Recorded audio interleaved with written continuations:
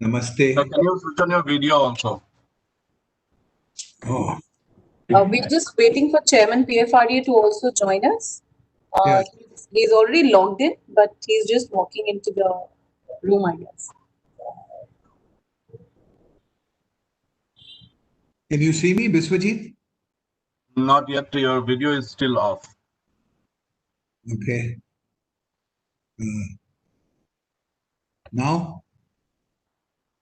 Now? No, not yet.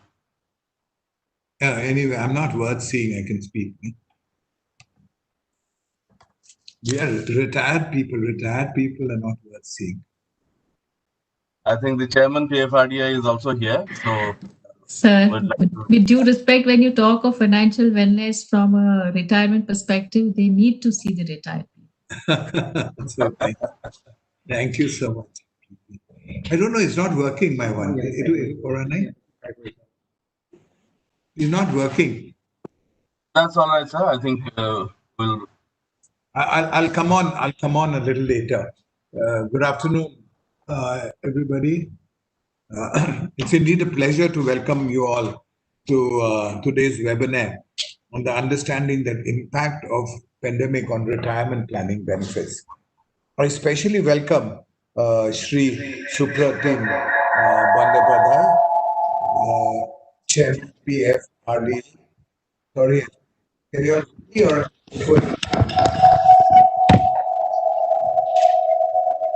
yes, Neetu, I think you have logged in from two devices. Log out from one device. yeah, I know. We're just getting my face to be.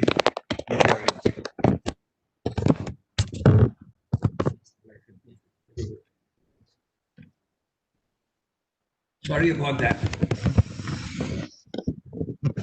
I accede to everybody's request and therefore I've now appeared. So once again, greetings from Northeast, greetings from Guwahati. Look forward to a good session today. It's indeed a pleasure to welcome all of you on today's webinar to understand the impact of the pandemic on retirement planning benefits. I especially welcome Shri Supratim Bandyopadhyay, Chairman of PFRDA. Thank you, Mr. Bandyopadhyay, for your support in organizing this webinar and actually broadcasting it for the education and involvement of people. I'd also like to welcome Mr. A.G. Das, the Executive Director of PFRDA, and MS Preeti Chandrasekhar, India Business Leader, Health and Wealth, and fellow actuary at Mercer, and Barrows Camden partner, Deloitte Haskell and Sells LLP. Thank you all very much for your leadership in this event. Thank you, everybody, again for joining us. All of you, the constituents of this, are very important because there are three phases, as we see in broadly speaking in our own discussion. One is the phase of growing up and education, then is the phase of work, and then is the phase of work with pleasure, which is actually the phase of retirement. And I was reading an article a few days ago that 80 is the new 30. And I was very encouraged because I myself, 2 days ago, had to celebrate sort of the passing on of 1 year, and I became 66, and I was very happy with it actually, because I just don't feel whether I'm 55 or 66, 46 or 26.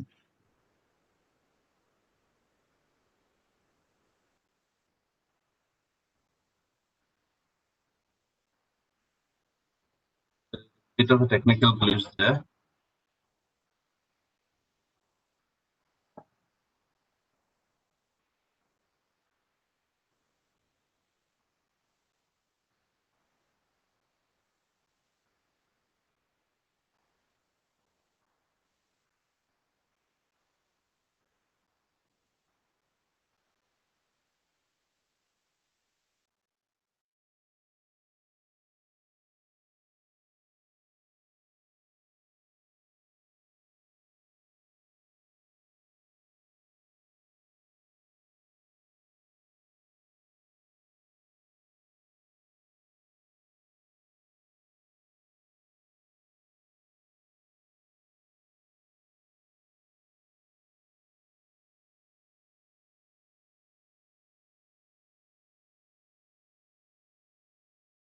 Sorry about that. I think a bit of a technical glitch from Mr. Thakur's end. They're trying to correct it. Give us a minute, please.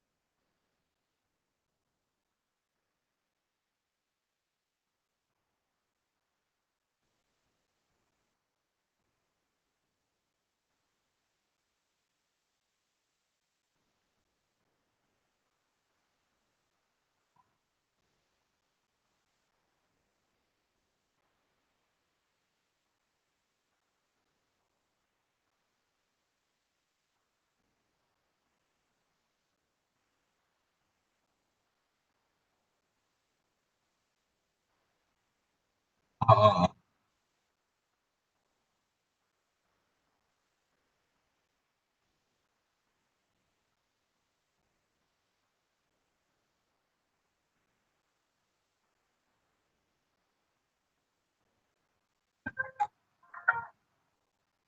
Hello.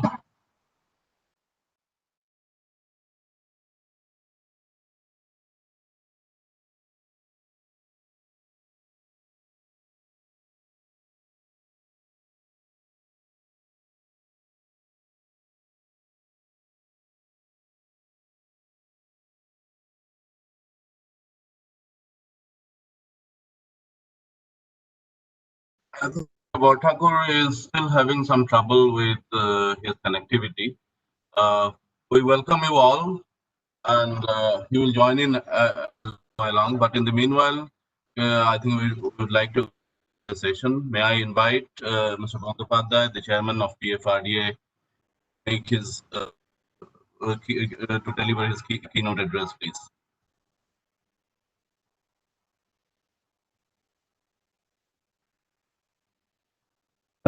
Thank you. Thank you, everybody. Mr. Ranjit Bharthakur, Chairman, FICCI Northeast Advisory Council, Mr. Chakraborty, our host today, other members from FICCI, our co-speakers, Ms. Preeti Chandrasekhar, Senior Actuary and India Business Leader Health and Wealth from Mercer, and Ms. Beroz Kamdin, Senior Partner of Deloitte, and all others corporate participants present today. It's again a great on our part to be associated with FICCI, and FICCI has been helping us in organizing these seminars.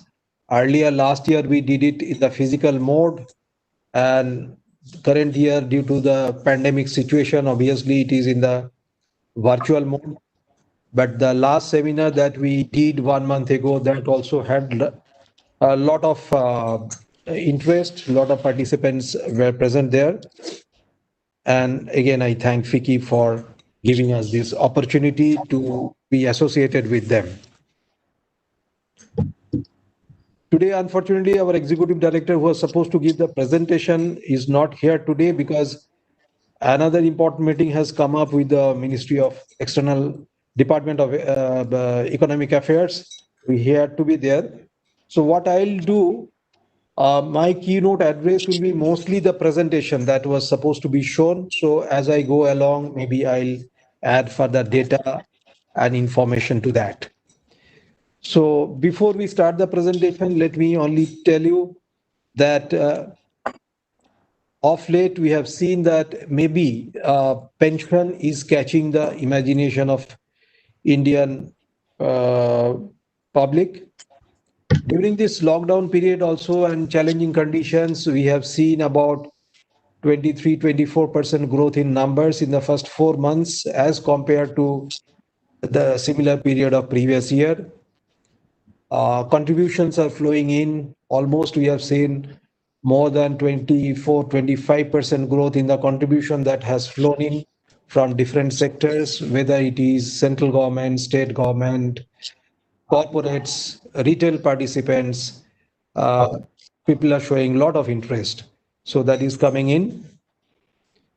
So far as the pension sector is concerned, PFRD is concerned, we started our journey after government made NPS mandatory for central government employees with effect from 1st January 2004. And in 16 years, there has been a big change in the sense that what I have already stated, that the attitude of people for saving towards future income and future security has undergone some change. Of course, it's a long run process. It will take some more time, but last couple of years, we have seen a lot of changes are happening. So with that, I'll go into the presentation.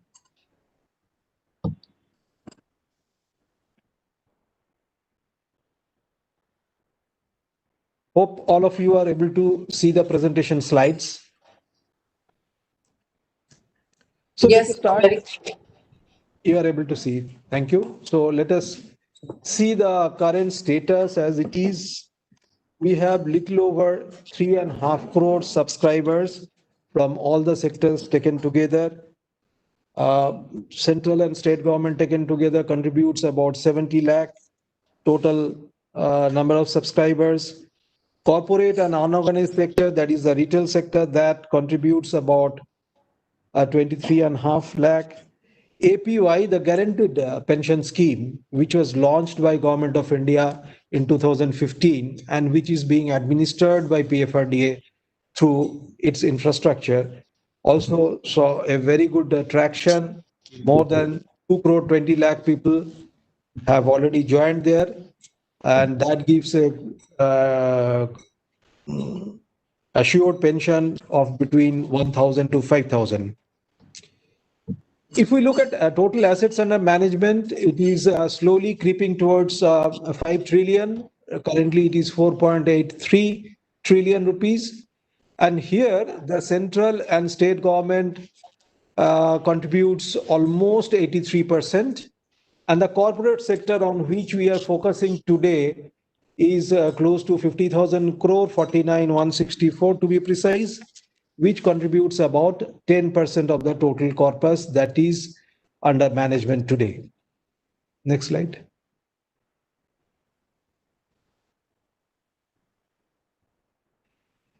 If we see this 7,839 corporates which are registered with us as at 31st July, where from it comes, obviously, which can be predicted is that the financial capital Mumbai and Maharashtra that has most number of corporates registered with us, and it is across all parts of the country.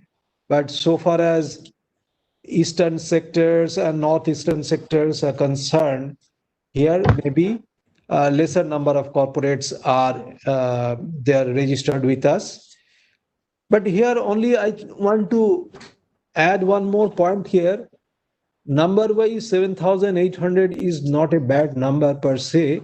But if we look at the take-up rate or how many, what percentage of their employees have really joined, those corporates who have taken it up on a voluntary basis, where employees who wish to join only join and there is no compulsion on them, there we find hardly 2 to 3% of the employees have joined.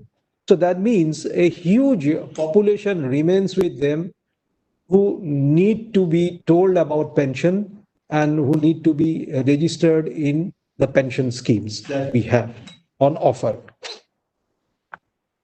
Next. If you look at the features in a nutshell, we can say that it's very low cost. I can only give you some example. Our fund managers are supposed to take a fund management charge of just 1 basis point. I don't know any other investment vehicles are there where the fund managers charge so low. That means for every 100 rupee that a subscriber gives for management, the fund manager earns only 1 paise. And if you look at the other intermediaries also, all taken together, the cost is so low. Actually, we checked up with IOPS, International Organization of Pension Supervisors. They also feel that possibly this is the lowest cost pension product that is available in the market today. It has flexible choices. Many choices are there. What kind of asset allocation you want, how much you want in equity, how much you want in government securities, how much you want in corporate bonds. That is at your fingertips. You can do it according to your risk profile. And you can choose. We have 7 fund managers. Amongst them, you can choose the fund managers. And once your choices are there in place, these are also flexible. You can change your fund manager if you feel that the existing fund manager is not giving you the right kind of return and some other fund manager is giving a better return. That also you can change. You can change your asset allocation twice a year, free of cost. It gives an attractive return. I believe for return, there is a slide at a later point. But I can tell you only that the central government funds, which we are managing for last 12 years, the first fund flow came to PFRDA in 2008, April. So now for 12 years, we are managing central government funds. And over 12 years, it has given a compounded annual growth rate of 10%. Which we feel is quite reasonable, taking into account that government has kept only 15% allocation to equity, thinking that otherwise higher allocation to equity may not be in the interest of the subscribers. So with 15% in equity over 12 years, a CAGR of 10% is given to government subscribers, central government subscribers. It's tax efficient. It has exclusive tax breaks, which I believe Behrouz Madam will cover, which is not given in other products, which is there. Very transparent and online process. Our charges are very, very transparent. At any point of time, you can check for yourself how much is charged. If you look at online, if you check your statement of transaction, you will find out how much charges are deducted, how many units are deducted for different kind of charges. So nothing is kept hidden from the subscriber. They know how much is there for him on the table. It's well regulated by PFRDA. We have investment guideline in place, which ensures that people do not take unnecessary risk, because these are basically retail funds. So the first thing that we look into is the safety of the fund, and definitely a market related return comes next. And it is portable also to the extent that suppose a person may think today I am with a particular company A. Tomorrow, if I leave my job and go to company B, which happens quite frequently nowadays, unlike our times when we used to stick into a particular job for 3.5 decades. But nowadays, the things are not like that. People will quite often change their jobs. So there they can carry that particular account with them and join the next corporate without any hassle. The same account will continue, and he or she will continue to get the same kind of benefits in the next corporate also. Whether that particular corporate has joined NPS or not, he can continue to invest in his account separately. We have 2 accounts. Tier 1 is a compulsory account. That is the main pension account where you get all the tax benefits. And along with Tier 1, once you have opened a Tier 1 account, you have the option to open Tier 2. Benefit of Tier 2 is that Tier 2 the amount is withdrawable freely.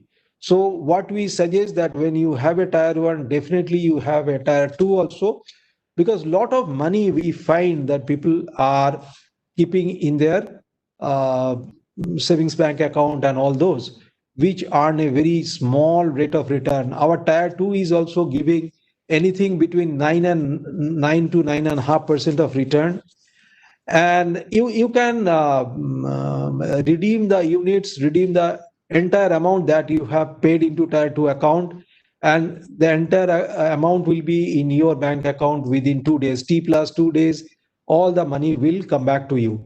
But if you wish to continue with it, you continue. And how long you can continue? So long your tier 1 is also active. So tier 2 is attached to tier 1.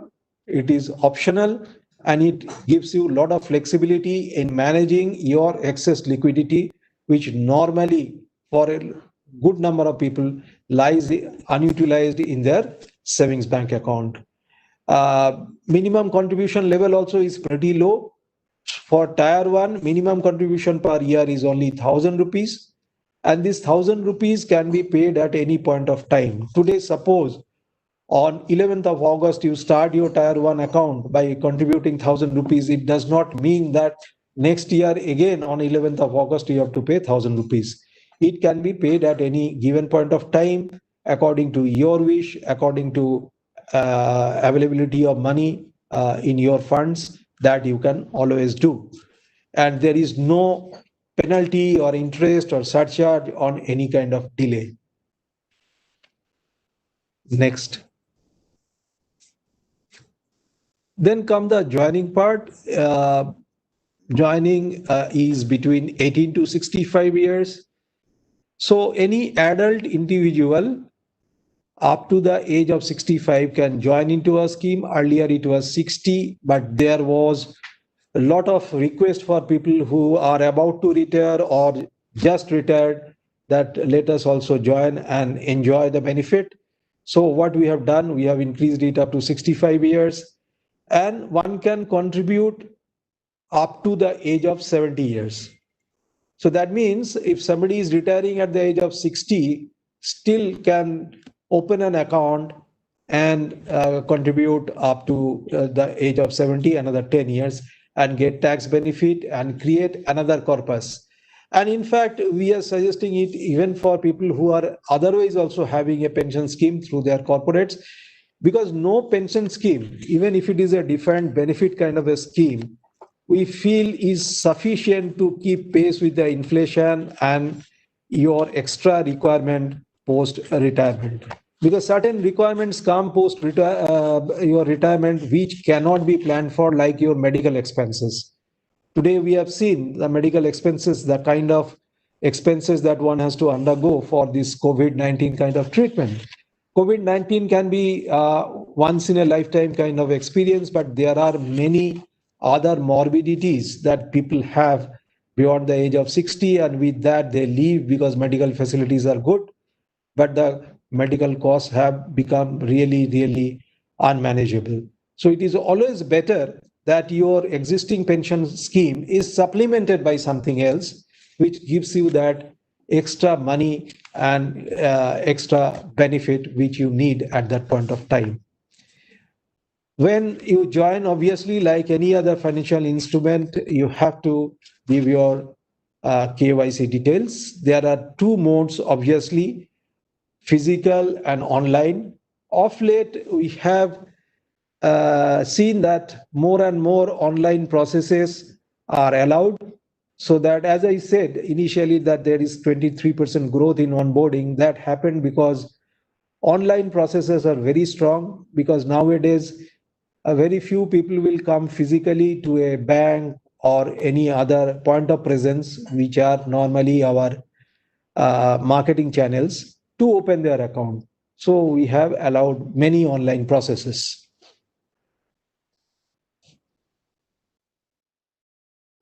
Once you join, then the accumulation phase starts. And this is a very, very important phase. And here, since we are talking mostly about corporate, how it can be that the corporate can have a scheme where both the employer and the employee contributes. It can be equal contribution, it can be unequal contribution, and it can be a case where the corporate or the employer only enables the employee to join, but they don't contribute. That also can be there. So all permutations and combinations can be worked out depending on what kind of benefit structure the corporate would like to have. So all possibilities are there, and the corporate can choose. There are many corporates which are contributing almost equal to what the employee is also contributing. There are some corporates where they are only contributing, maybe the employee is contributing a very small quantum, and a large number of employers are there where they have only enabled the employee to join, but they have seen to it that the contributions are deducted at monthly intervals and sent to the PFRDA system for investment. The money, it comes to our investment managers. We have 7 of them. And according to the choice given by the particular subscriber, it will go to the particular investment manager or pension fund manager, as we call them.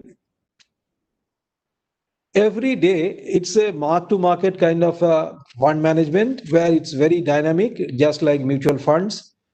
All the assets are valued at the end of the day, and at day end, we have a process through which we find out the net asset value of each unit. And on that basis, the total amount that is contributed, that is converted into units. So if you look into your statement of account of NPS at any given point of time, you will get 2 data. One is that how many units you have accumulated into your account and what is the value of each of these units. So multiplying the number of units by the NAV or net asset value per unit, you will get your corpus. And this process goes on till subscriber exits our system. So we have seen shown that bottle is half filled. That means maybe that is not the ideal corpus that is generated. The bottle should be actually not only full, but it should be coming out of that bottle, and that will be the situation like that we'll be suggesting. 2 kinds of exits are permitted. One is premature. Sometimes it so happens that the person feels that it may not be possible for them to continue or to contribute in the system. They can come out, but that is allowed only after 10 years. We have kept these things particularly to ensure that a person can really generate a corpus. Otherwise, coming into a pension system and accumulating your corpus will have no meaning. And once after 10 years, a person goes for a premature exit, 20% of the money of the total corpus that is accumulated in his name comes back to him as lump sum. That is the maximum lump sum he can get. And 80% has to be annuitized, means that has to be converted into some kind of a pension. And if the 100% lump sum, the corpus is less than 1 lakh, then the entire amount, even on premature exit, is given back to the person, because 1 lakh will be a very small corpus and the kind of annuity it will generate will be insignificant. So we thought it is better to give it back to the person. And in a normal is nothing but when a person is going out at the age of 60 or the normal superannuation age. Some company may have a superannuation age of 55 or 58. If that is as per the service conditions, that will be taken as a normal exit. And in that case, what can happen? Maximum commutation or lump sum amount that one can take out of his or her corpus is 60%. And for your information, this entire 60% will be a tax-free withdrawal. you don't need to pay any tax on that. Balance 40% will be annuitized and you will get a regular pension out of it. But here also, if the lump sum corpus for any reason is less than 2 lakh, the person can withdraw the entire 2 lakh at one point of time, and there will be no question of an annuity. In case of death, 100% corpus is given to the nominee during the accumulation phase. These are the annuity service providers. We have 12 of them: LIC, SBI, HDFC, ICICI, Star Union Daiichi, Max Life, Bajaj Allianz, Kotak Life, Tata AIA Life, Canara, HSBC, OBC, India First, and Edelweiss Tokyo Life. So these are basically IRDA empaneled life insurance companies. They have their annuity products. At the point of exit, a person has to choose one of the annuities which will give them a pension. I'm very happy to tell you, in the latest product guideline of IRDA, IRDA has made a change in the sense that traditionally annuities are products where once you get into that particular kind of annuity, your annuity rates are fixed. Suppose today at the age of 60, somebody wants to take a life annuity, means I'll get an annuity till my lifetime, so long I am alive. When I am no more there, the entire corpus which was given to the annuity service provider to give that annuity will be given back to my nominee. So that is the normal annuity product that everybody chooses. That does not mean that this is the only annuity product available. There are 10, 12 different variations are available. But normally here the human psyche is that I'll enjoy annuity so long I can, but when I leave, I'll ensure that something goes back to my family. So that's why the return of corpus is also normally applied for. So currently at this level, maybe the annuity will be at 6%. So on a 1 lakh corpus, the return will be 6,000 rupees per year, which is nothing. And this 6% remains constant till the lifetime of that particular annuitant or annuity purchaser. But today, IRDA has changed its product regulation where the fund will not go to annuity, but it will be managed by the pension funds. And from the fund itself, they will give you a payout, and which may not be constant, which may vary according to the market returns. So we have not seen the products. The product regulation has undergone a change. Once the insurance companies brings out those products, it will be very interesting to look into those products, because people were asking for that kind of thing, that you give us market related returns. Next. We have two record keeping agencies. These keep all the records. Here, a distinction I want to make from other regulatory bodies like insurance companies. If you have seen, insurance companies, each insurance company is having all the customer detail and everything with them. They acquire the customer, they make the insurance, they make the investment, they give them the return, they settle the claims, everything they do. It is all in-house kind of a thing. But in our kind of a unbundled system that PFRDA follows, each intermediary manages their own area. Like pension fund managers only get the fund. These pension fund managers, there are 7: SBI, LIC, UTI, ICICI, HDFC, Kotak, and Aditya Birla. They get the fund for management, for investment, declaration of NAV, but they do not have the customer data with them. Customer data lies with two of our central record keeping agencies. One is NSDL, one is KFintech. They manage the customer data. Next. Asset allocation, there can be active choice, where the subscriber actively chooses Like if somebody wants to put money in equity, it depends on the risk parameters that each person has, that somebody can think of putting more money in equity. We allow maximum 75% your fund allocation in equity. Out of every 100 rupee, you can put maximum 75 rupees in equity.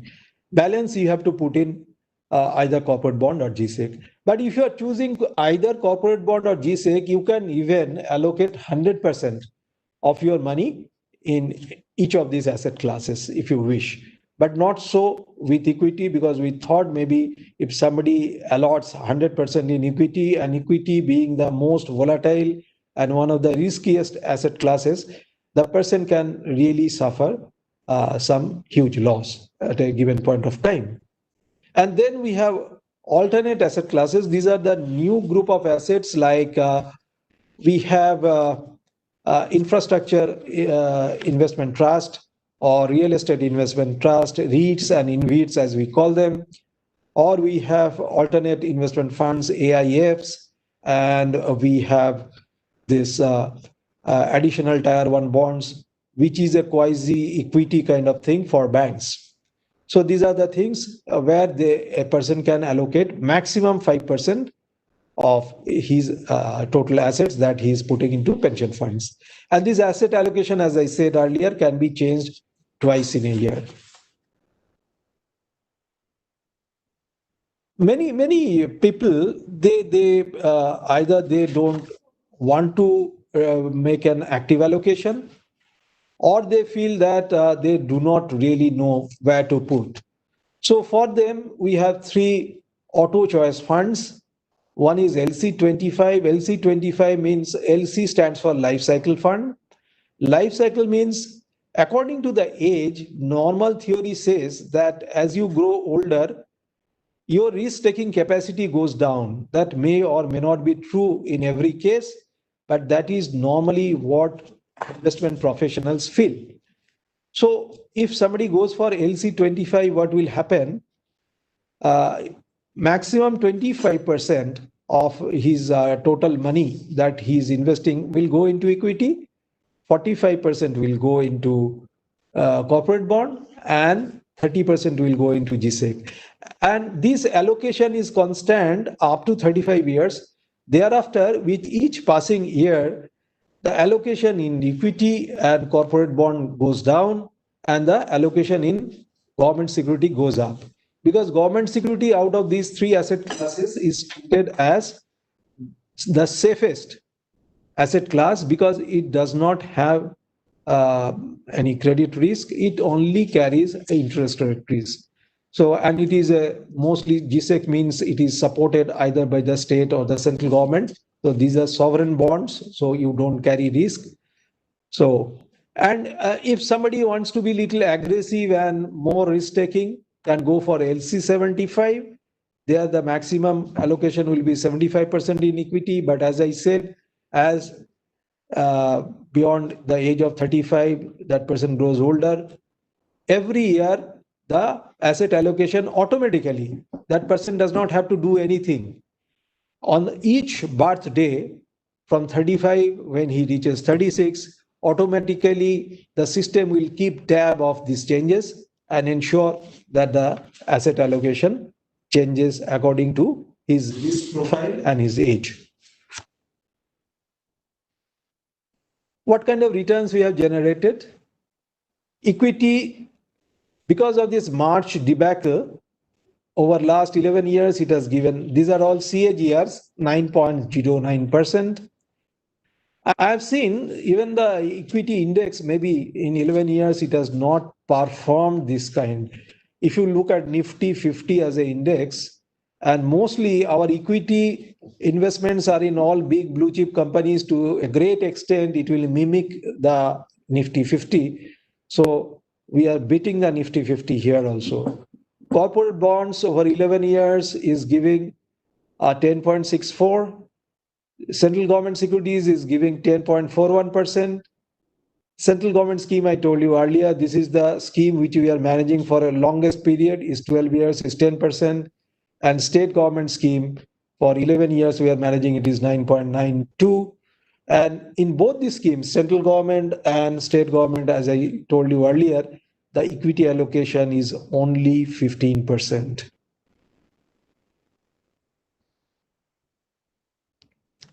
These are certain web portals. We have mobile applications. So on the go, you can check your this thing. What is your total fund? What is your total corpus as on a given date?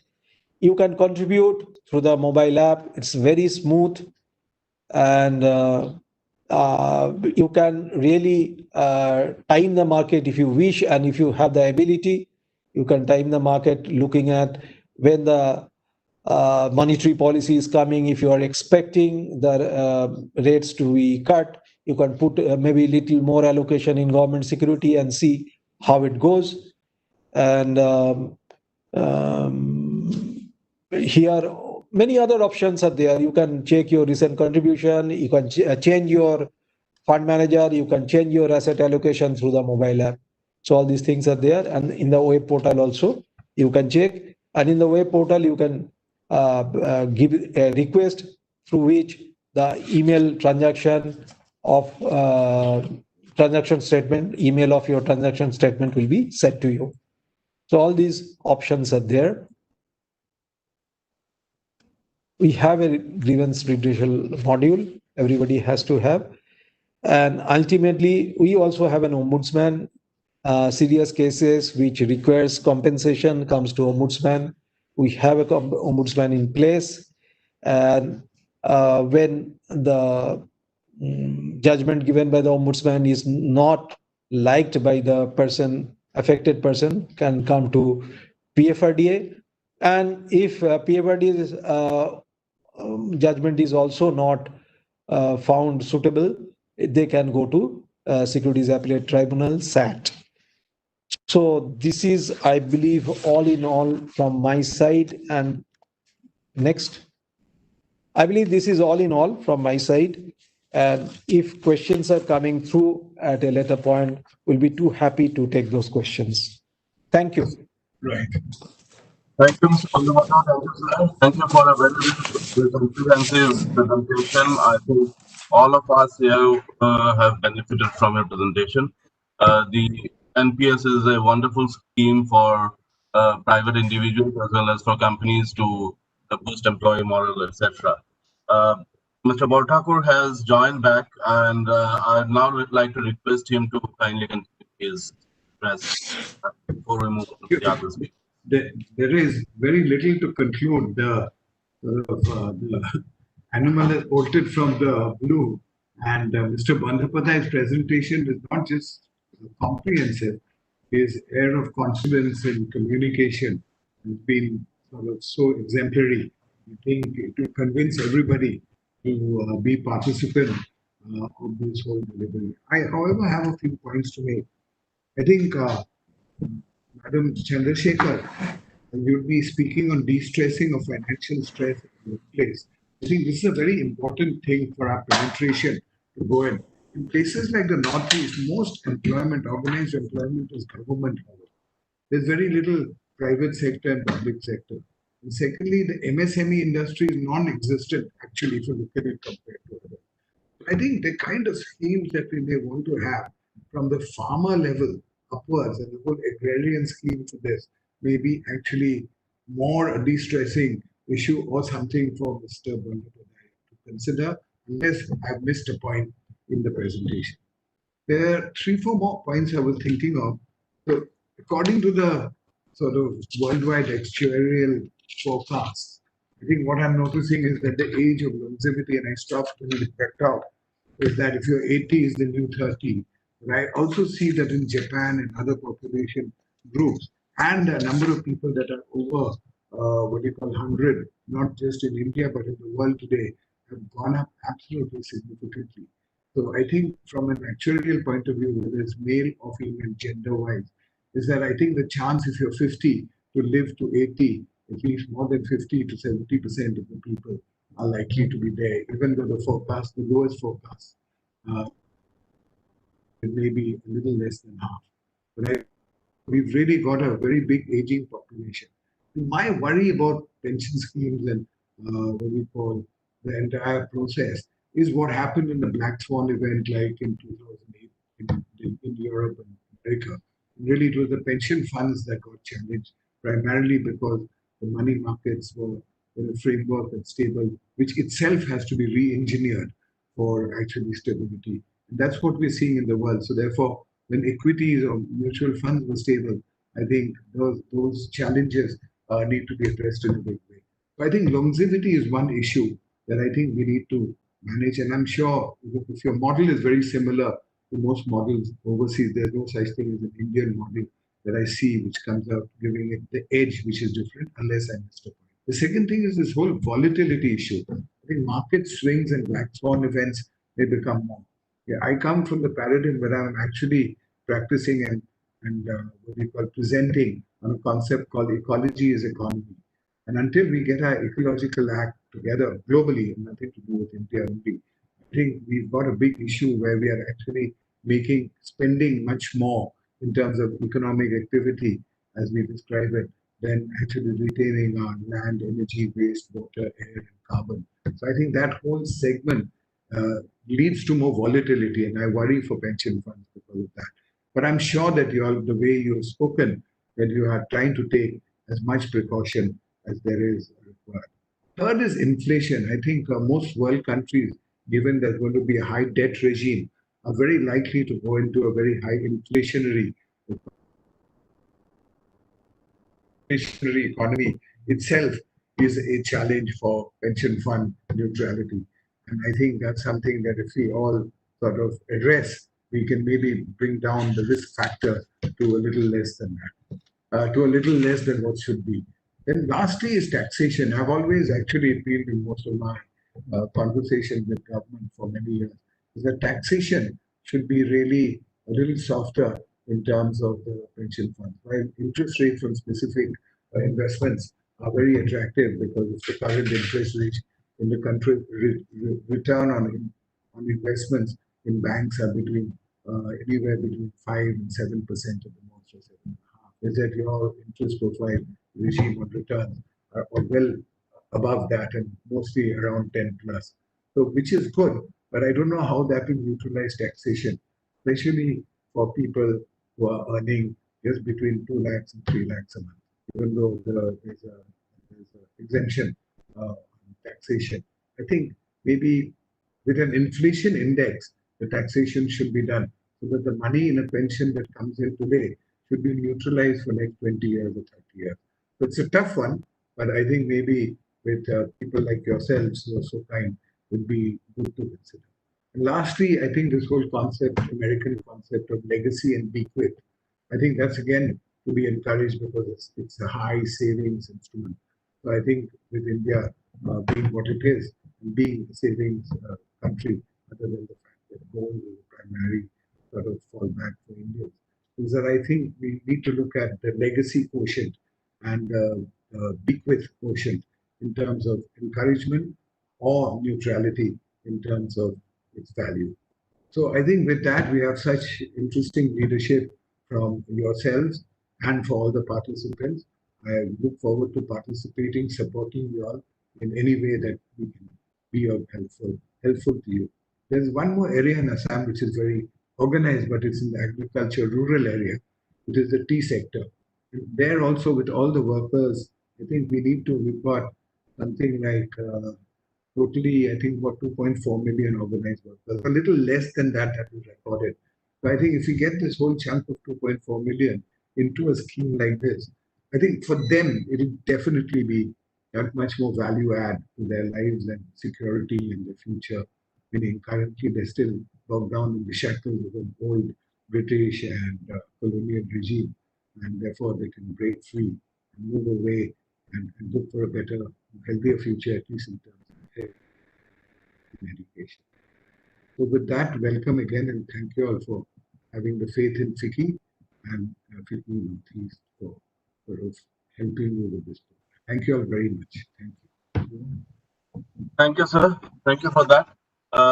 Now we have Ms. Priti Chandrasekhar, the India Business Leader, Health and Wealth, and Fellow Actuary at NASA. I invite Ms. Chandrasekhar to make her presentation. Thanks a lot. A good afternoon to all of you. Hope all of you are keeping safe. I would at the outset like to thank the PFRDA and FICCI for having given me this opportunity to talk about my favorite subject. I know, I mean, I can spend hours talking about it, but given the current time that we have, I will just focus on three key topics. I will spend a couple of minutes on talking about the macroeconomic context, talk of things from an employer perspective, and then talk about it from an employee perspective. So if you can just put up the slides, please. So while that's happening, it was interesting when the PFRDA chairman and subsequently the FICCI chairman also talked about, we talked about the growth in NPS despite the pandemic, which is very, very encouraging. So to say that the pandemic has affected any enthusiasm in terms of really enrolling into NPS, perhaps that may not be true from an employer standpoint. But I also noted a particular statistic that the PFRDA chairman talked about in terms of the take-up rate, which seems to be lesser than a 5% on an average. So I hope what I talk about is something that all of you would resonate with, and certain newer ideas that we would be suggesting at the end of the presentation would be something that all participants would actually think about when they get back to their work. So if I move on to the next slide, as I said, there will be three important aspects. One is the macroeconomic aspect. The second is the employer's role. And the third is what can we do differently for employees. Moving on to the next slide. The next one, please. Yeah. So I will be talking about two key parameters which indicate the importance of the entire subject and why do we need seminars like these for us to understand what is the relevance of what we are talking about. First one, I talk about the Mercer Melbourne Global Pension Index, which is an index which indicates India's pension system's efficacy compares with other countries. And just to give you a sense, we actually had about 36 other countries who were participating, a total of 37. And India was actually 32nd. So we had 5 countries below us. And 3 key parameters of adequacy, sustainability, and integrity. Clearly, where we can improve is the adequacy quotient. Adequacy means how much can our social security system really support. So we all know that we are compared against or countries which are much advanced in terms of the social security safety net that they provide to the country people. But there's also another dimension that we talk about, that is in terms of what is the private pensions role in the entire scheme of things. And this is something where very clearly we can actually do something really, really big. Obviously, there's low coverage of the private pension in our country. We just have about 6% of the people covered under the private pension plans. Clearly, there's a huge amount that we can do. If we move on to the next slide, we sort of gives a different dimension to it. This is about affording a longevity, slightly different parameters. This again is based on a paper that was presented by the Mercer at the World Economic Forum earlier. This talks about the retirement savings gap. So if you look at the chart below, we see very clearly China, India are very close to each other. This is one area where perhaps we are very closely competing with China. We are always sort of better off than them in terms of the index, which we would not like to be, honestly. Why is this so?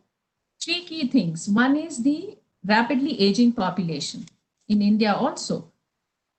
Second one is the unorganized sector. 90% of the total working force is in the unorganized sector.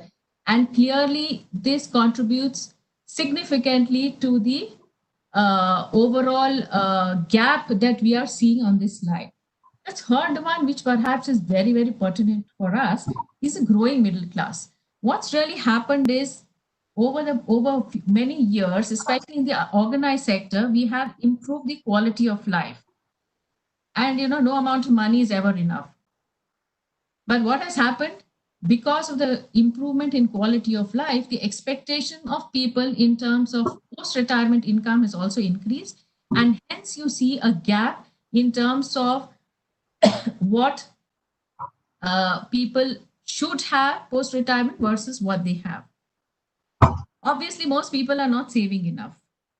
So can employers do something about it? And this is really the next section that I'm talking about. Next slide. So, yeah, thank you. So can employers do something about this? Very clearly, when we talk to a lot of organizations, they all feel that, would we be intruding into people's personal lives or space when we talk of financial wellness, when we talk of savings, when we tell them how they need to be able to manage their monies? So that is that part of the story when some organizations think that perhaps this is where they take a backseat and they say, you know what, we give you cash, you need to figure out how you want to manage it. But our research says something different. And this is again a very, very latest research is actually, which is called the Global Talent Trends Survey, which we do every year. And we look at pertinent aspects, strategies which are very relevant to the workforce. It's done globally, and what I'm sharing with you is the India cut. Obviously, and some of this was started pre-COVID, but we got the results actually post-COVID. So it's really current in that sense. So clearly, COVID has not got ushered in a very nice way. The new norm has come to us with a bang. We didn't have too much time to be able to come to terms with it, but that's how it is. What we have seen is employee well-being is a focus area for, actually it's a front runner in some sense, and it is top of the employer's mind.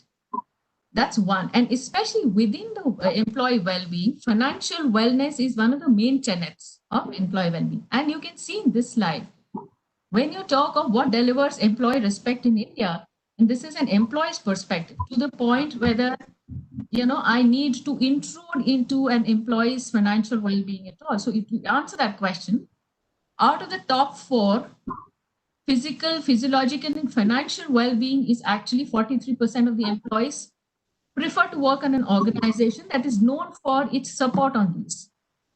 Come to, what is important to employees. And this, because I said it is a mix of pre and post COVID, 78% of the employees really thought that, we know that wage stagnation is going to continue. So where do I see that employers are actually delivering? It is interesting that out of the 7 that are listed down here on the left bottom side of the slide, actually 4 of them pertain in some sense to financial well-being. We are talking about financial wellness education. We are talking about advice. We are talking about helping employees assess their financial position. We are talking about long-term financial planning. And we are also talking about enhanced retirement contribution from the employer. So if you see the focus that we'll actually have on the employee financial wellness, yet we see only 29% of the employers, of course, of the people who responded to the study, provide financial education for employees. So there's clearly a gap between what the employees expect and what the employers are doing, and the employers perceive as something that the employees want them to do. So we see this kind of a gap between what we think we should do versus what the other feels that we should do for them. If you move on to the next slide, this is another interesting one. Why do employees join an organization? Why do they prefer staying in the organization, and why do they leave the organization? So you see, interestingly, if you see on the left side, you have financial well-being initiatives and pension retirement options, perhaps not the top 5 modes of attraction for talent. But when you talk of staying in the organization, they sort of move up a couple of notches in the order of priority. And when people leave, they actually leave because of maybe better financial well-being initiatives in another organization and pension or retirement options that the companies provide. So very clearly, financial well-being, pension, retirement is something that all employees want their organizations to help them do. Wanting to help doesn't mean that they sponsor the retirement schemes. It doesn't mean that the employer contributes. It means that the employer should be in a position to help the employee, maybe prod them to be able to take decisions which are good for them in the long run. If you move on to the next slide, look at the remake opportunity. Here, very clearly, and there's a lot of statistics here, but in a nutshell, what I would like to share with you on this, the key messages are that you need to ensure as an organization that people make smart decisions on future health and wealth today. So we are not talking about today's health and wealth. We are talking about making smart decisions which will help in future health and wealth. But the decisions have to be made today. The second one is in a manner, and the opportunity should be such that people can have income generation throughout life. It doesn't mean that you have post-retirement employment. It just means that you need to have a way in which there is some income post-retirement. And there was a point about medical care. I mean, it's very evident that all of us we know are going to live longer, but are we going to live healthy? That's $1 million question, right? So that is why medical expenses are something which is really big post-retirement. And in India, when you're talking about not having any post-retirement medical benefit for most of the corporate sector, other than a few PSUs and some other very few organizations in the private sector, that's something that I have to fend for myself. So these are some of the things which indicate that the employer has a larger role to play than what we think they should play. If you move on to the next slide. Okay, the next slide is also another interesting one. We're talking about flexibility in when to retire. Are we talking about complete or partial retirement? And a host of other things relating to this. So clearly need is to focus on retirement, not just talking about the younger workforce, not just talking about the millennials and what they go through in their current life, but also to be able to help them prepare today for some aspects of life that are likely to happen later. So clearly planning and help and facilitating planning from an employee perspective is extremely important. We move on to the next slide. Now we see how do we help. And I will go back to the point and allude to the point that the PFRDA chairman made that the take-up rate in organizations is just about 2 to 3% on an average. There could be organizations which have more than double digit, but there could be others who have very low take-up rate. So let's see what's happening. What are we typically doing in financial wellness? We run literacy programs. All of us know that we will actually get a set of people, help them, help the employees go through the basics of financial literacy, make them educate, help them understand various asset classes, help them understand, what happens, etc. What and those kind of aspects we very nicely cover. But what is happening is that we are assuming that financial information is actually enough to change financial behavior. Programs may be very tough. Programs may be very short or hard. They may not be engaging enough. And I'm not too sure if I'm made to sit through a class of 90 minutes at my age, how much of retention I will have in terms of what gets said there in the 90 minutes, right? Another important aspect is we paint all with the same brush. At best, what we do is we say millennials, this kind of a session, people who are, let's say, between a 30 to 40, this kind of a session, people who are above 50, a different kind of a session. So this is assuming that somebody who is in 20s necessarily thinks that equity is his best way. It may not be so. Every 25-year-old may not have the same risk-taking ability and go ahead with equity. I may be a very conservative 25-year-old. So one needs to understand the mindset that I have for me to be able to change it. And if I paint everybody with the same brush, I will obviously not be people who will connect with what we're talking about in terms of financial literacy and be able to execute and hence be engaged in some of the employer initiatives we have. Another one is social influences. And I have been actually reading a lot of blogs, listening to podcasts, etc., of various financial planners. And a few of them have admitted that, I'm a financial planner, but I just love spending. I love ordering things online. Would be anything, maybe clothes or maybe some gadgets, etc. So if that is the case, what does financial literacy? Financial literacy will mean that don't spend, just go save. Maybe that's not right. That's not in the tenet of it's not in the DNA of the individual, right? So we need to balance between how much they spend and what is overspending and how much they need to channelize towards saving. Another example here. Many of us may be financially literate, but we have so much of pressure from peers, from friends, from relatives on buying assets during a market bubble. If I look at it very objectively, it might not be the smartest decision, but there's a social influence which many times colors my objectivity and I become very subjective. So what do employers need to do to understand that these are the things that influence a person's spending, influence a person's behavior towards savings, and how do we address that? If we move on to the next slide,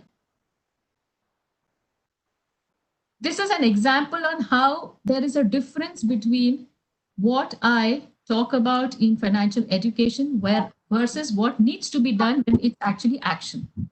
I know theoretically that to ride a bike, I need to keep balance. I need to place my feet on the pedal and simultaneously exert force and steer to avoid crashing. But is that enough for me to be able to successfully ride a bike? May not be. There could be people who know how to ride a bike without knowing that these are the 3 parameters that go into riding a bike. And there could be many others who actually know these theoretically, but they're not able to ride a bike. So we need a mix of both. First part is what most of us do in our financial literacy programs in the organization. The second part is where we need to facilitate. How do we facilitate? Next slide, please. Yeah. So here is where I thought that I'll introduce a slightly different subject, that is using behavioral economics very effectively to be able to help employees to nudge them in the direction which we think is best for them. I'll give you examples of nudges. I'm sure many of us know about loads of them in our real life. One example here is, and there are many principles on behavioral economics. I'll just talk about a couple over here because clearly the session, we have this much time, but this is an extremely interesting topic. And, we just love to talk about it much more. But here we'll just talk 2 examples. One is the decoy effect. If you see the illustration on the right side, what's happening is on a popcorn, there's a small one is 3, the large is 7. There's a decoy, that is the one which is put in deliberately as a distraction because the company wants you to buy the large. So if you compare the medium, which is a $6.5 versus a large, which is $7, this obviously you think, just like a 50 cents, I actually get large. And then I tend to buy large. And that is what the organization wants, that you will tend to steer yourself to a preference, which is also a preference desired as the outcome. Okay, so this is one example. Another one is, maybe we can talk, if you've seen in restaurants, you've seen the menu card, the topmost item is, let's say, 3,000 rupees, and the rest of them will be 1,800, 1,500, etc. That 3,000 is, let's say, Hotel XYZ special chef menu option or whatever. We will look at the 3,000 and say, oops, this is so expensive. So then a 1,800 looks far cheaper. And then you will sort of go ahead and choose an 1,800. And that's what the organization, that's what the restaurant wants. You will hardly have anybody choosing 3,000, right? The next one is the default option. What happens in a default option is basically you give them. So I mean, this is, and we, if any of you have read the our economic survey report of last year, it mentioned a lot on behavioral economics and the usage of behavioral economics. Example out here is on the LPG subsidy. LPG subsidy, you say default, you get it, you click it, and then you actually opt out of it. So these are ways in which you can nudge people to a behavior which is desirable. And really, it's a very subtle message. So it's a very low cost intervention. You don't need fancy ads. Very subtle messages will make sure that you nudge people towards that direction. We go on to the next slide. This is another perspective. We have financial wellness. What is happening? We normally, as I said, we have classroom sessions, everything, etc. But we realize when it comes to financial wellness, all of us are in the same storm, but perhaps different boats. We've just given an example here of four well-being personas. Depending upon where I am, my reaction to some of the initiatives the organization has taken could be different. I may be just about being able to manage my day-to-day expenses. I may be in a capacity to absorb a financial shock. I may be in a position that I'm able to make choices in life with more freedom, or I may be on track for the future. Now, it's important for us to see sorry? The message.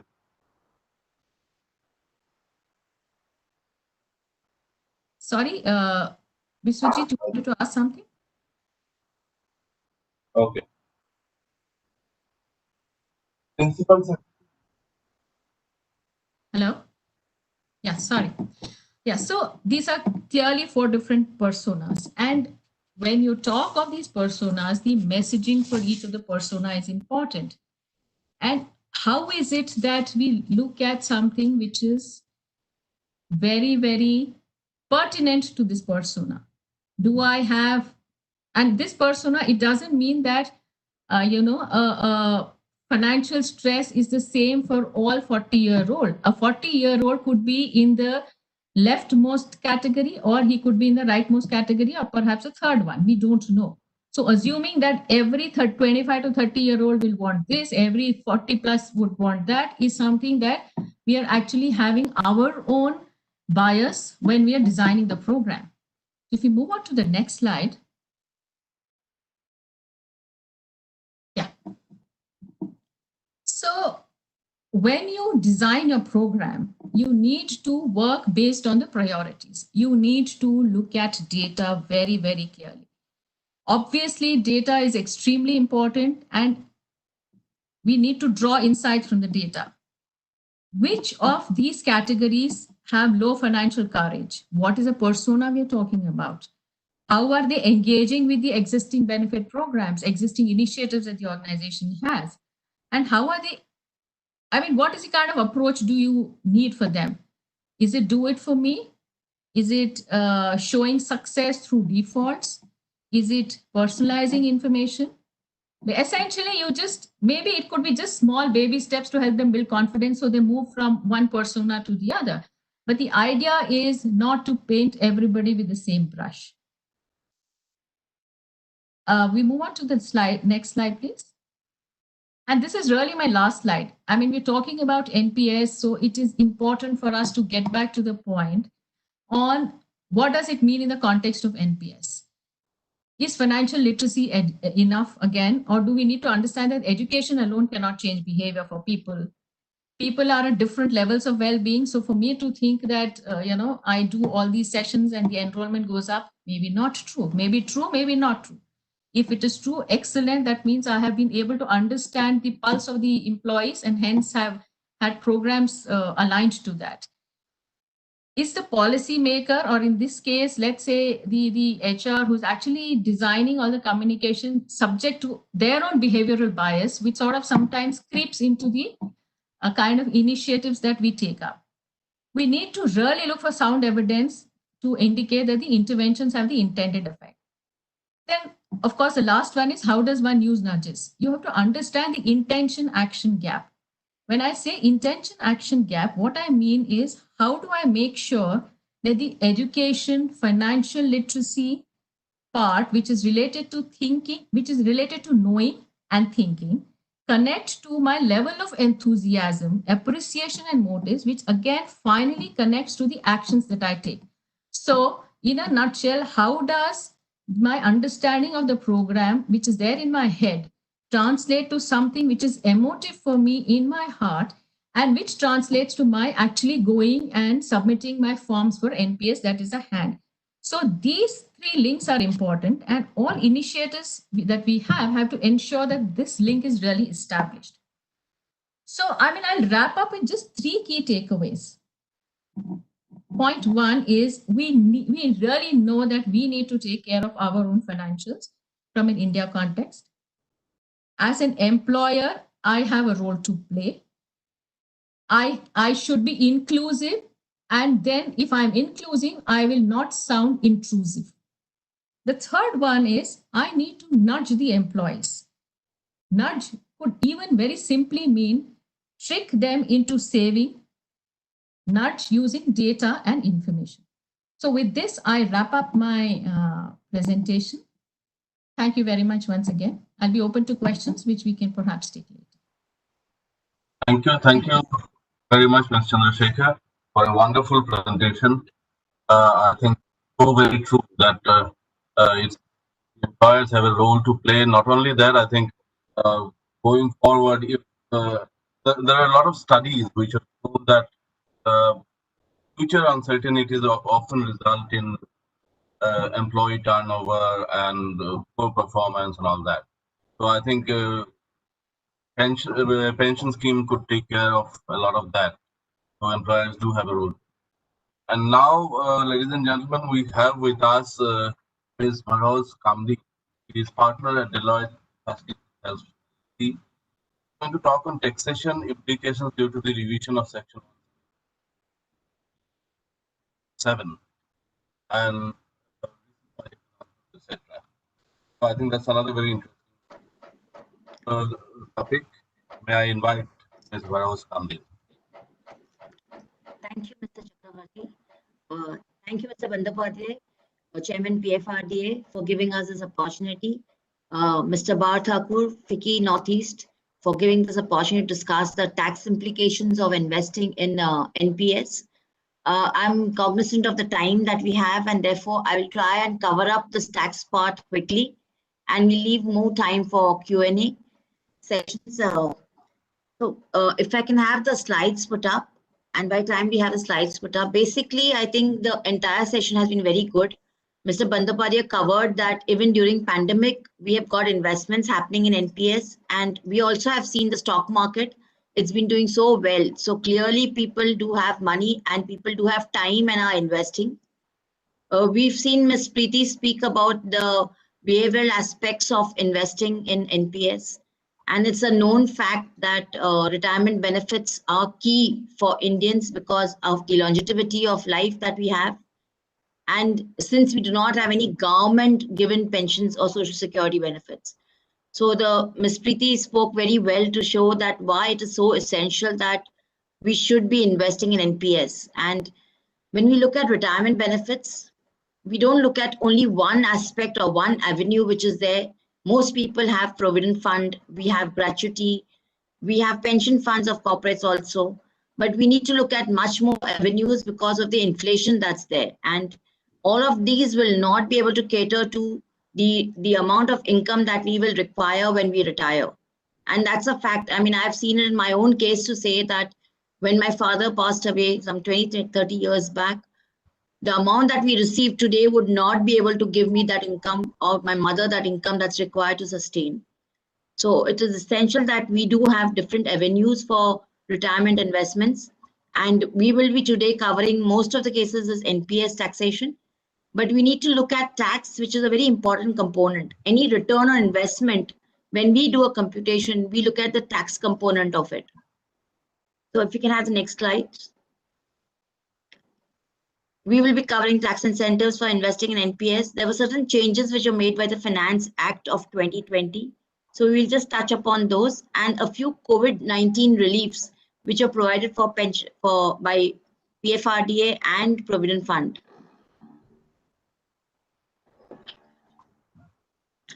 So when we look at tax incentives or retirement planning, I'm so sorry, I think there's a disturbance here.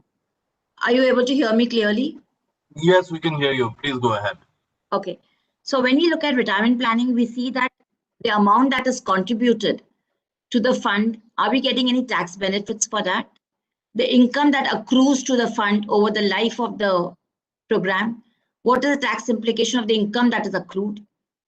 The contribution which the employer makes, what are the tax implications of that? And on withdrawal by the employee, what are the tax implications? So there are 4 stages basically, which we look at when we are looking at tax incentives for retirement planning. Next slide, please. Is there a disturbance coming? Because I think there's outside some work going on. Is it clear, or should I move to another room? No, I think we can still hear you. There is some disturbance, but it's quite all right, I think. Okay.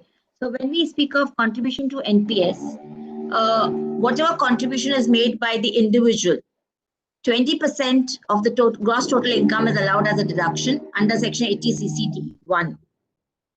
When an employee makes a contribution, up to 10% of his salary plus dearance allowance is allowed as a deduction under 80 CCD1. But this entire contribution comes under the threshold of 1,50,000 along with other deductions. So if you have deductions for PF, insurance, PPF, all of that is aggregated along with the individual contribution for 80 CCD for pension, and the entire amount is allowed to the extent of 1,50,000. However, NPS has an additional deduction of 50,000, which is not then any other case. So therefore, if you look at it, and Maharashtra speaks of it, and Mumbai being the financial capital also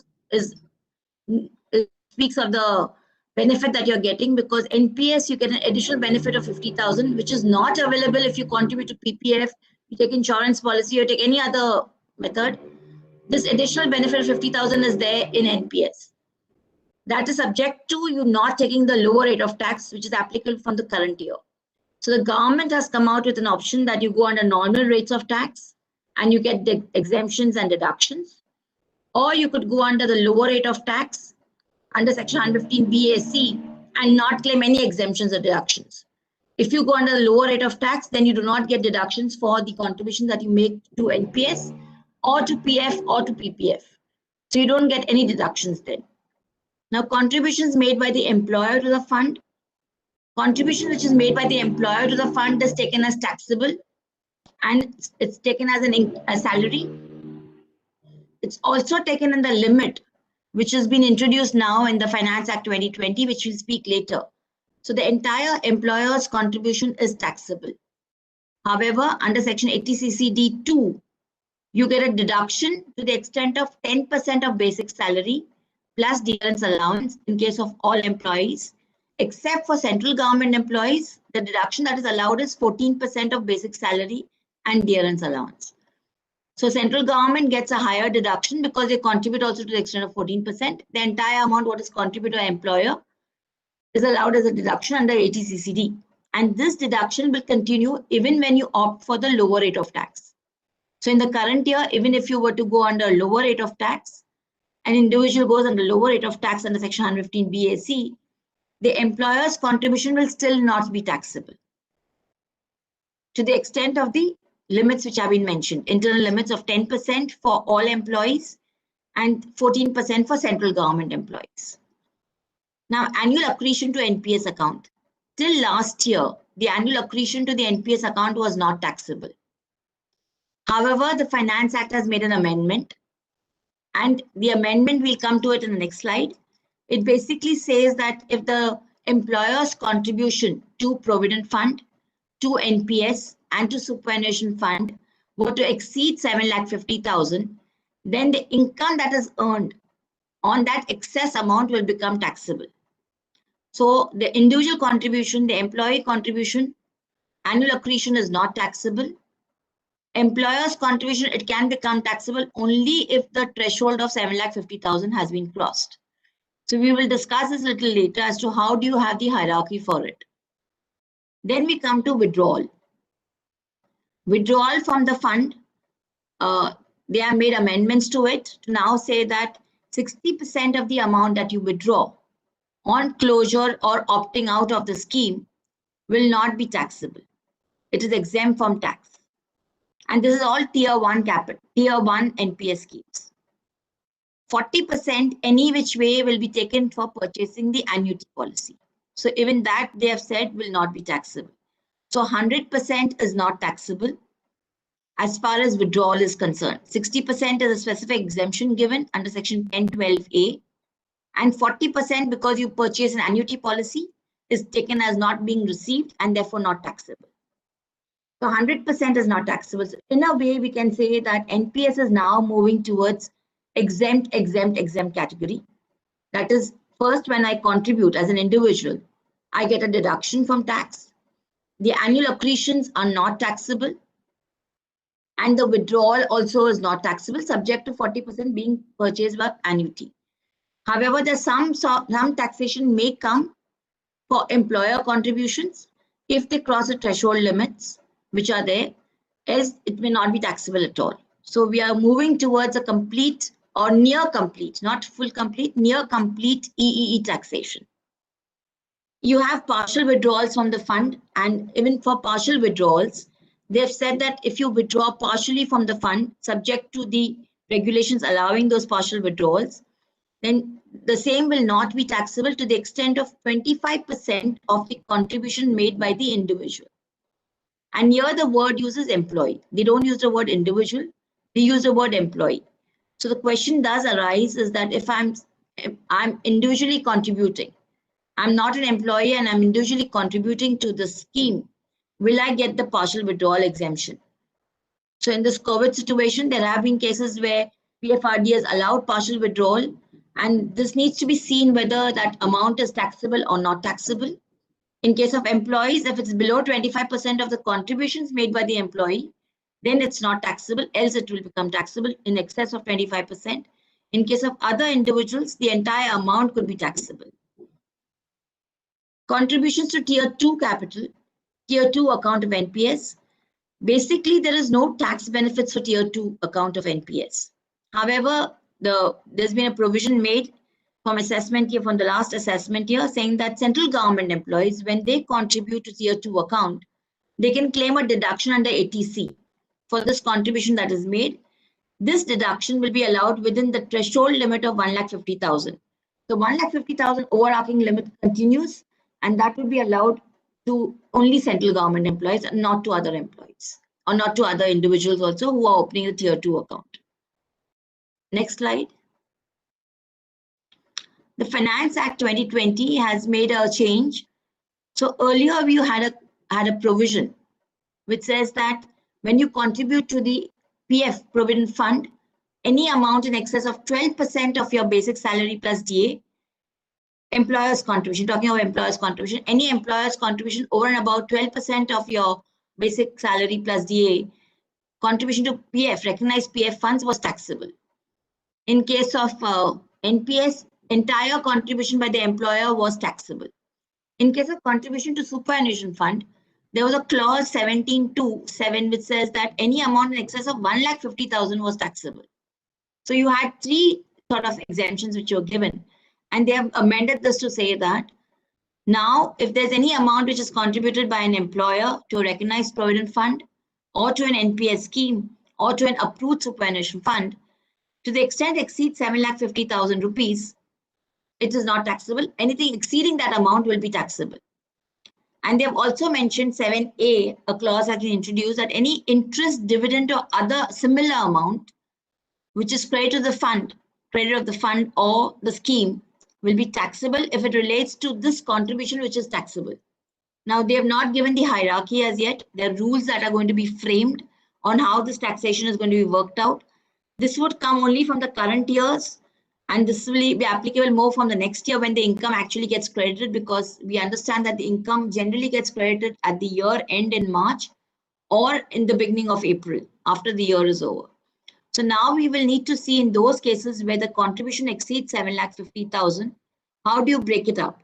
What would be the first amount which will go, whether it should be towards superannuation fund? And I think logically it will go towards superannuation fund first.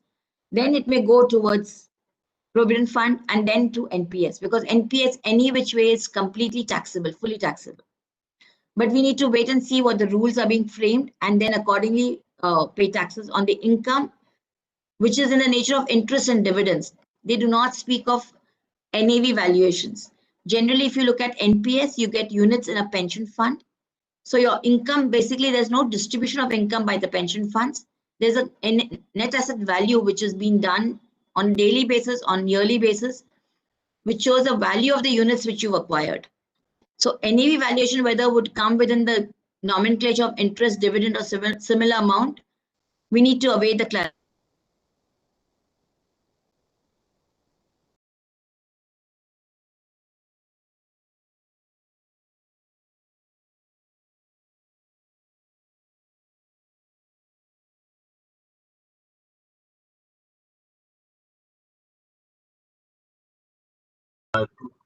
We have lost her there. Not audible. But in the meanwhile, may I ask the participants to raise their questions, if any. You can actually type it.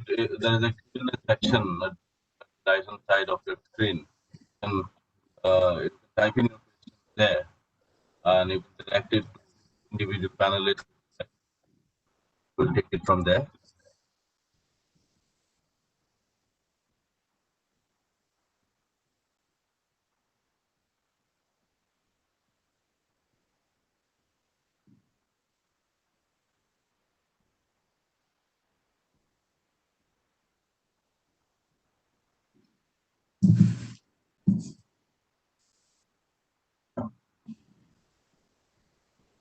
So while we wait for Ms. Kamdin to join back, we have a question here. Maybe we can take that. It is not really directed to anyone in particular, but I think someone from PFRDA could respond. The question is from Mr. Jagannath Charo.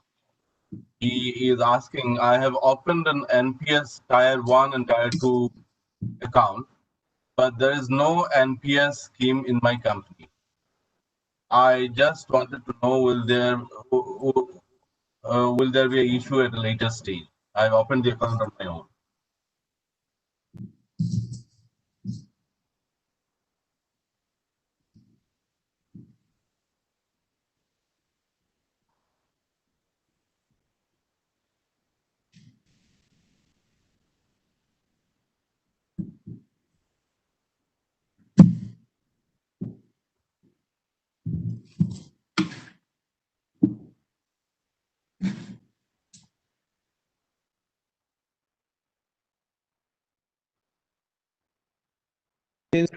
Corporate scheme, and that can continue.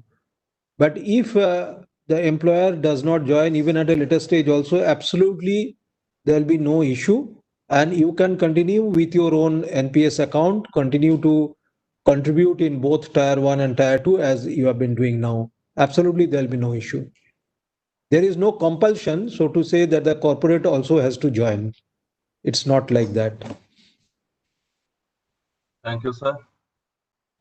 Are there any other questions? I think there is another question which has been actually answered. The question is, how do I open an NPS account? I think that has already been answered. Slides.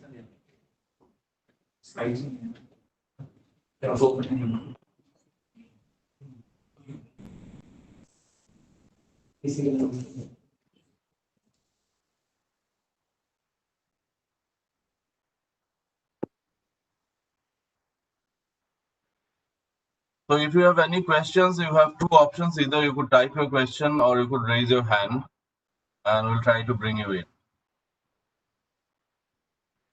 There's a question here from Sachin Shah. He says, my observation is smaller margins in NPS. It is quite evident that the role of financial planners and agents practicing chartered accountants their inclusion want to not increase the chances of investment in NPS. So his question is basically about bringing in intermediaries, facilitate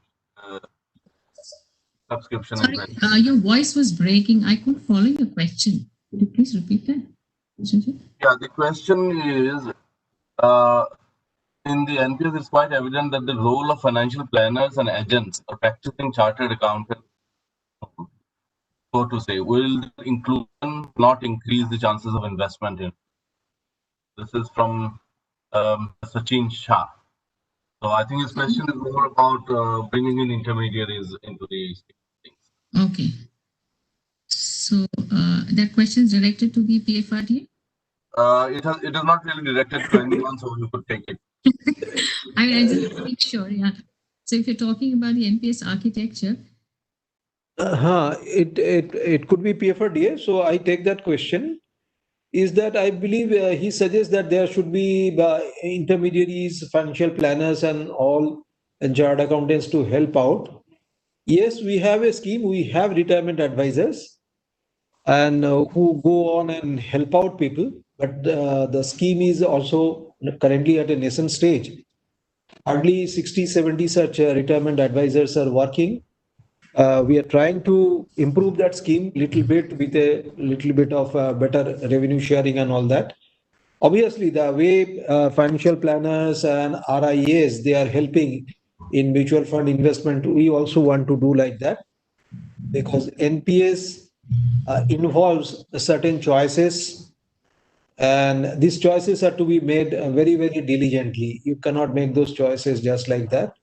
What kind of fund you really require, what is your future goals, and to meet those goals, what kind of investment you require, what kind of fund allocation you require, how to choose a fund manager, how to change the asset allocation if your current allocation is not meeting your goals, something like that.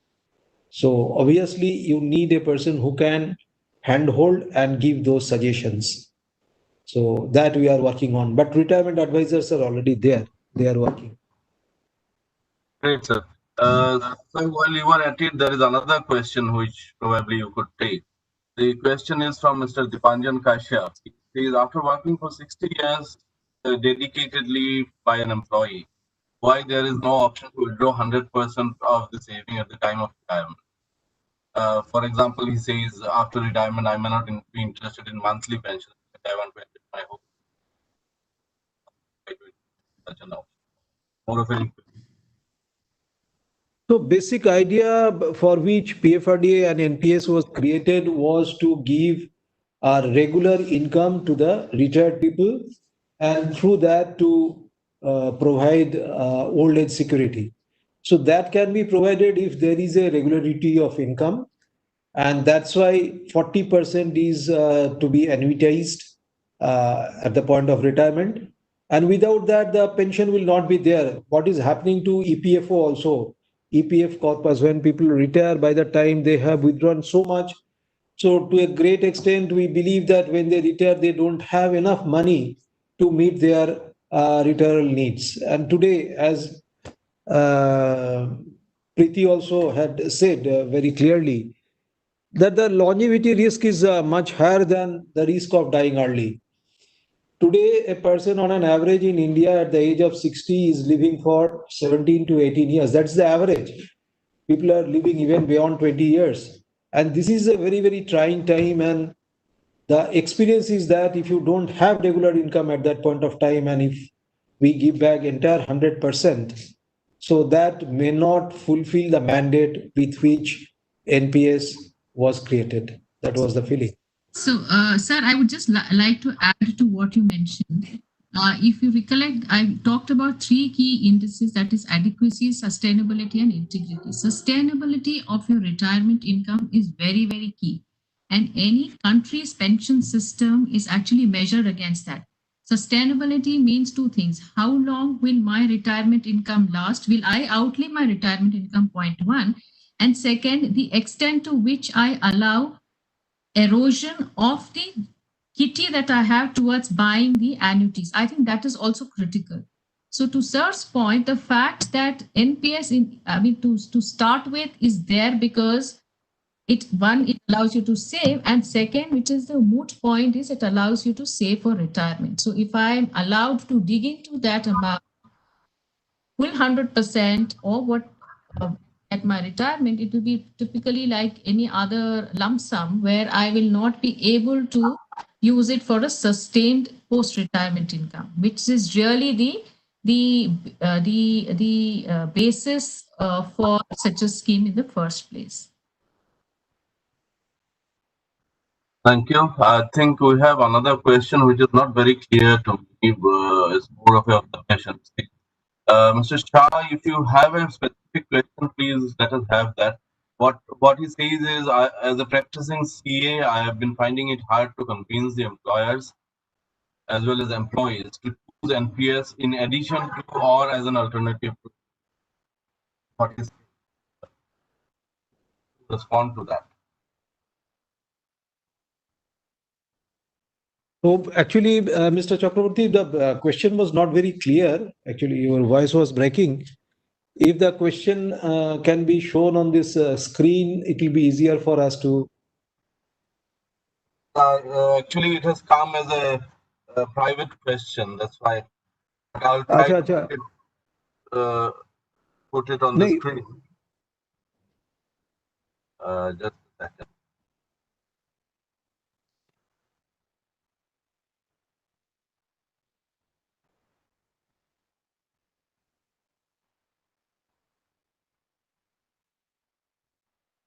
Is it that he is finding it difficult to convince the employer? Yes, he is finding it difficult to convince the employers as well as employees. He is a practicing CA to go for NPS in addition to or as an alternative to EPF. As an alternative to PF. Okay. Yes. Okay. So currently they are under EPFO, I understand. Yes. So actually now we have to check one more thing, that whether they are mandatorily under EPFO or they are voluntarily under EPFO. If they are mandatorily under EPFO, currently there is no such scheme where the transfer of money from EPFO to NPS is possible. But there are people where the average monthly salary is more than 15,000. On an optional basis, they have joined there, or they have a trust, separate trust, PF trust. They can as well join, and there have been cases where people have transferred their money from PF to NPS. That is possible. We have done it, and this is possible. Absolutely. So far as legal provisions are concerned, there is no legal binding that it cannot be transferred. But only if the employees are paid under 15,000 and they are mandatorily under EPFO, their contribution cannot be transferred. This is the current situation. Okay. But if he is finding it difficult to convince, if he can share with us the reasons the employer or maybe the employees are giving, that will help us in answering his question better. Because we have faced such questions, and what normally the employer or the employees also feel, that EPF is a sort of a guaranteed kind of a return, which it is not. And year after year, as we see, the EPF interest rates which are declared are coming down and coming down drastically. So it's not any kind of a guaranteed return. The return is declared for a year and it is valid only for that year. Next year, there is every possibility, according to the performance in the financial market and with interest rates coming down, the EPF interest also will come down. Mr. Shah, I am opening your audio. I am allowing you to speak. So if you want to ask the question verbally, you can go ahead and ask it. Mr. Sachin Shah. Okay. Yeah.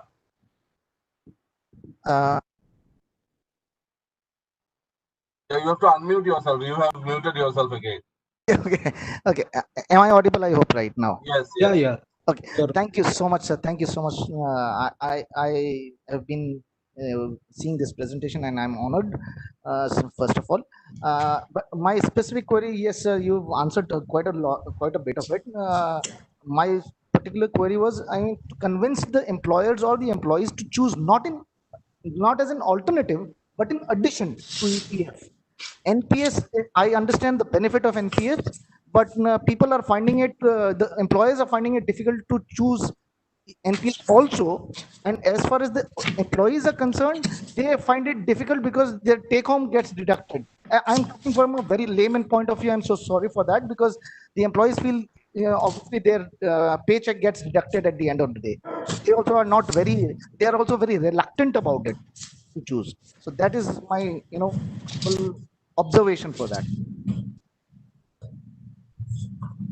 So actually, any pension or superannuation scheme is nothing but we are postponing our current consumption for a future date. So if somebody contributes, obviously the paycheck will get a hit. The net pay definitely will come down. But whatever are their current needs like, accordingly, they can contribute. And as we said, it's a very flexible scheme. They can start by even contributing 1,000 rupees a year, which I feel at 85 rupees a month will be nothing. So that also they can consider. And as they go along and their paycheck goes up, their payments go up, they can try to contribute even more. So it's not that they have to keep their contribution level at the same stage year after year. No. According to their payment capacity, from 1,000, they can go up to 5,000, 10,000, whatever they wish. And in fact, both for Tier 1 and Tier 2, I wish to tell you that there is no limit to what one can contribute. And in Tier 1 only, the income tax, yes, there are certain limitations, as Veroz Madam has already told you. Yes. That under ATC 1,50,000 and balance exclusive 50,000 under section ATCC D1B. But that is only for the tax purpose. But if somebody is not looking only for tax benefit, they can contribute any amount. There is no limit. So just to add to that, if I were to contribute towards SIPs, my income available for consumption would go down. So the basics of savings is that I need to be able to forego some kind of expenditure or immediate consumption to be able to plan for future. I mean, that's the principle. So you might think, right? That's a basic principle. So NPS is one instrument. And I mean, if I'm objecting to NPS as an individual, I would perhaps be also objecting towards savings for an RD or for a mutual fund or any other matter, right? So that's the principle. And again, I go back to the thing of saying that just doing a classroom training, to my allude to my previous point, classroom training is not enough.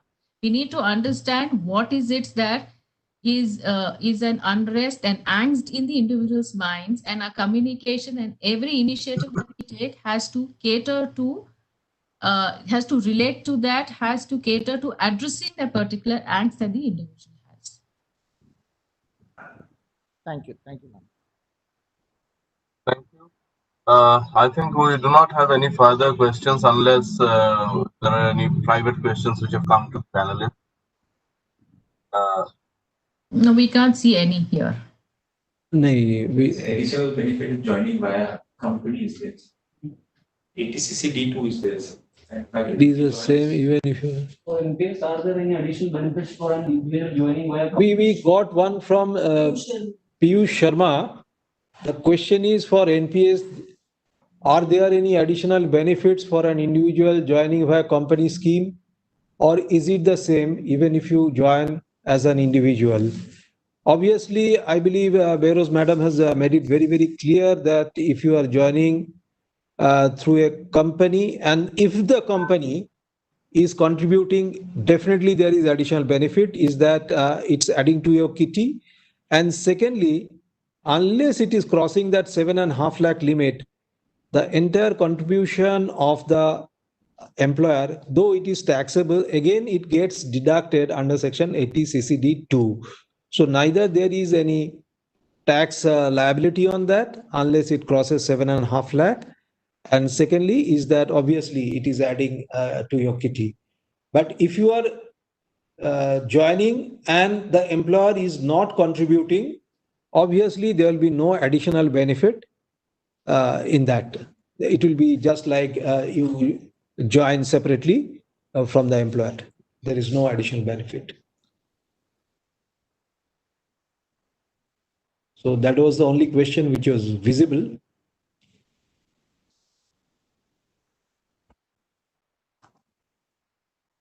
Right.